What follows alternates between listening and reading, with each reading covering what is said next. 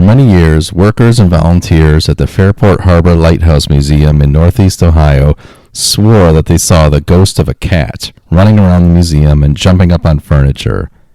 It all seemed to maybe be nothing more than a silly legend. That is, until one day in 2001, when they found it. From the South Shore of Lake Erie, this is Great Lakes True Crime.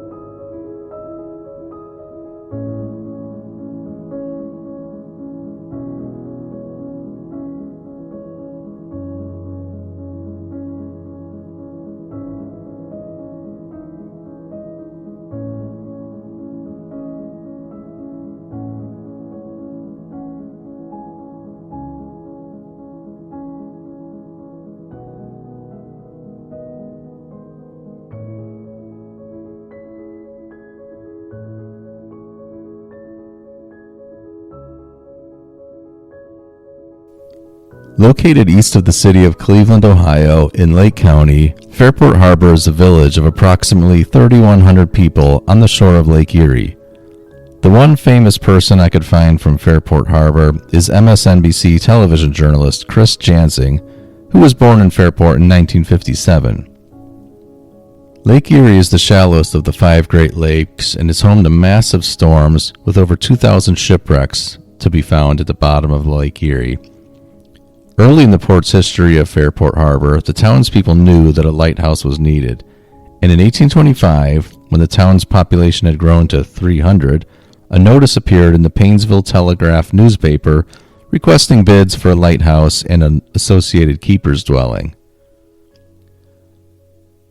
The proposal left little to the potential bidder's imagination.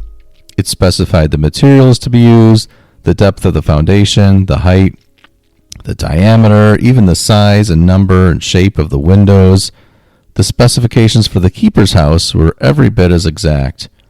Among other details, it would be a 2-story structure measuring 34 by 20 feet with 3 windows in each room, a 12 by 14 foot attached kitchen, and a cellar under the whole of the house, according to the request for proposals. In the autumn of 1825, the 55-foot-tall lighthouse and dwelling were completed, and the fixed white light, which was fueled by whale oil, was shown for the first time. By 1868, however, it was reported that the lighthouse was in terrible shape, in such bad shape, as a matter of fact, that it needed to be replaced. A new lighthouse was opened in Fairport Harbor in 1871. The first keeper at the new lighthouse was Captain Joseph Babcock, who was well known for his career in the American Civil War. 2 of his 3 children were born at the lighthouse, and one of them, a son, died of smallpox. Another son, Daniel, served as assistant keeper from 1901 to 1919, and then as head keeper until the lighthouse was decommissioned in 1925. It was then that a new lighthouse opened up on an offshore breakwater, providing a much better vantage point as a navigational beacon and rendering the inland Fairport Harbor lighthouse obsolete. Eventually, orders came from the bureaucrats in Washington, D.C. to tear down the old Fairport Harbor lighthouse. The villagers were in uproar when they heard about this, however, and the government eventually backed down and left the building standing. But it remained standing, vacant, as a relic of another time. And when the Coast Guard took over the lighthouse service in 1939, they again talked about tearing down the Fairport Harbor lighthouse. They could find no reason to simply keep maintaining it. But local protests were loud and clear again, and this time there was a plan for the building. It would serve as a museum. In 1945, the Fairport Harbor Historical Society was formed with the primary objective of saving the Fairport Harbor Lighthouse. The Historical Society immediately began making improvements at the site, gathering historical artifacts and housing them in the Keeper's House, which was open to the public as the Fairport Harbor Marine Museum, a museum which still is in operation today. And one topic has remained in place for the entire history of that museum: ghost stories. And the one thing these ghost stories all seem to have in common is that first keeper of the lighthouse, Joseph Babcock, or actually Joseph's wife, Mary. Joseph Babcock served 2 terms as keeper of the Fairport Harbor Lighthouse. His first stint was from 1871 to 1881, at which time he stepped down to become assistant lighthouse keeper, so he and his family could live in town rather than at the lighthouse, which was a little out of the way from the rest of society. Then in 1900, Captain George L. Riker, who had served as head keeper at Fairport Harbor Lighthouse for 19 years, died of a heart attack. Joseph Babcock, who had been serving as assistant lighthouse keeper all those years under Riker, took over again as head lighthouse keeper. But back to Joseph's first stint at the lighthouse for a minute.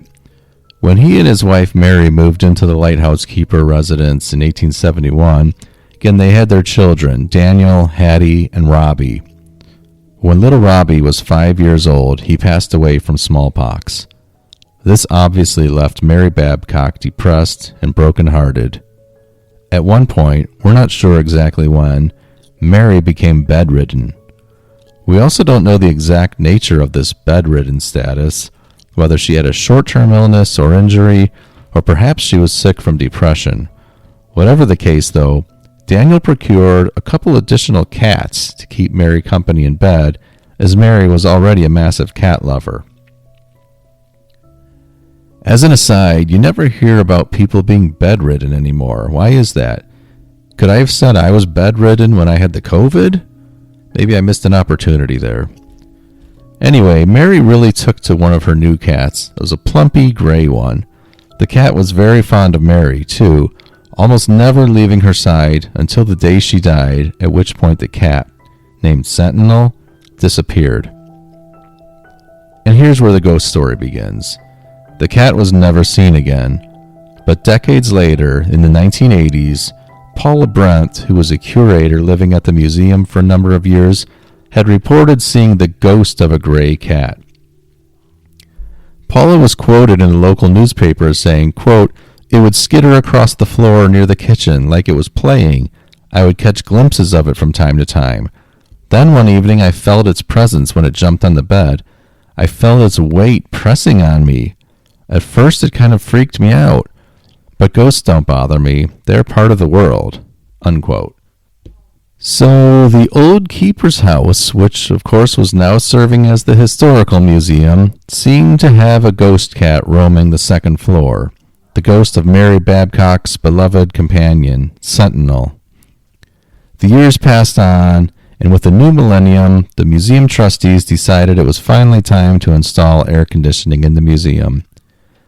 As the new air conditioning system and ductwork was being installed, a worker wiggled his way into a tight, dark crawl space in the basement. At one point, he turned his head and was startled by what he was staring at. It was the mummified remains of a cat staring right back at him. A mummified gray cat, that is.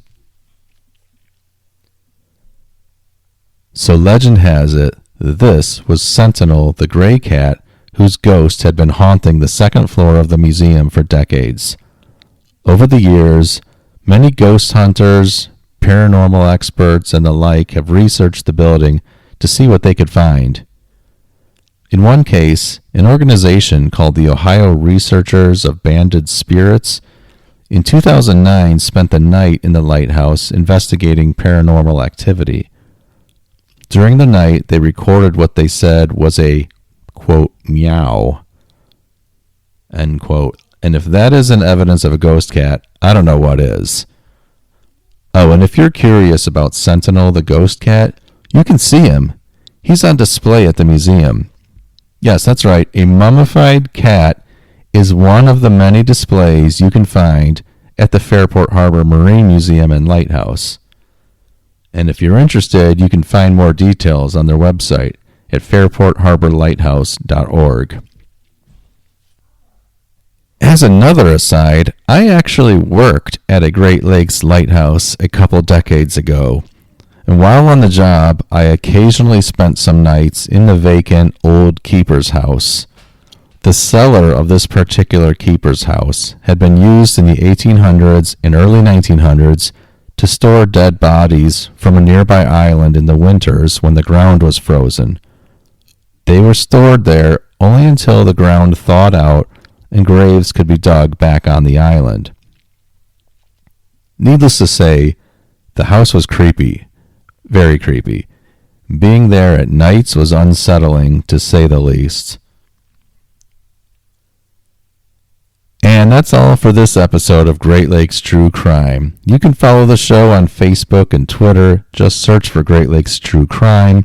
You can also check out links in the show notes for sources and more information. You can email me at greatlakestruecrime@gmail.com with any thoughts or case suggestions. For Great Lakes True Crime, this has been Steve, your host and producer. Happy Halloween, and thanks for listening, guys.